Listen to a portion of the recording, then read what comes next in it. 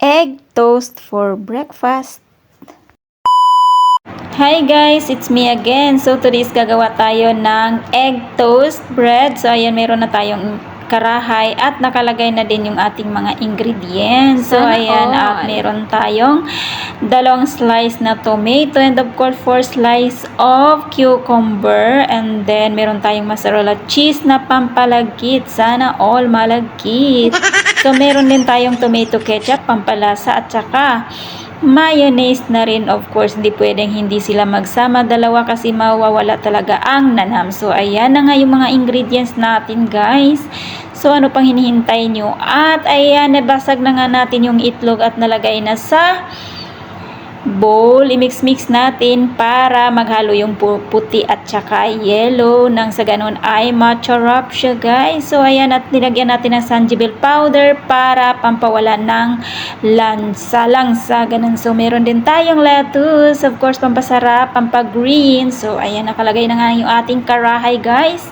At nilagay na rin siyempre yung cooking oil natin instead of butter. Wala kasi kahit tayong butter, so cooking oil na lang. So ayan yung itlog natin, meron na siya sanjibel powder. So ano pang hinihintay nyo? At ilagay na nga natin yung ating egg sa karahay at i-occupy natin para maganda yung pagkalagay natin ng tinapay or toast. So ayan, diba, bongga kaday. So ayan, ilalagay na natin. So ayun, nalagay na natin. So hintayin nating mag-brown yung sa baba, saka natin ibaliktad, tumbling ba, ganun, para so ayan, hindi na ako natapos. So ayan, nabaliktad ko na nga yung ating egg. So ayan, ifo-fold natin. So ayan guys, at naka-fold na yung ating egg, no, with toast. So at saka ilagay natin yung syempre yung ating mga ingredients. So ayan, at maglagay na tayo ng ketchup at saka of course hindi mawawala si mayonnaise. Hindi sila pwedeng maghiwalay. So ayan, dapat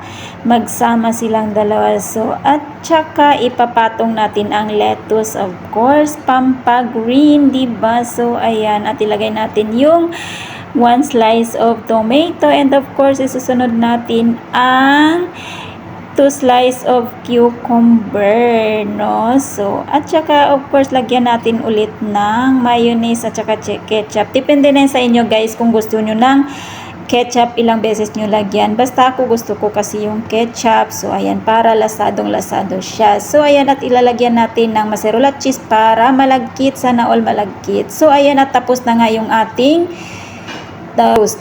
egg toast. So ayan, of course guys, at nalagyan ko na nga ng ketchup at na-slice ko na, at so ready to eat na siya guys. So ayan, diba, bongga.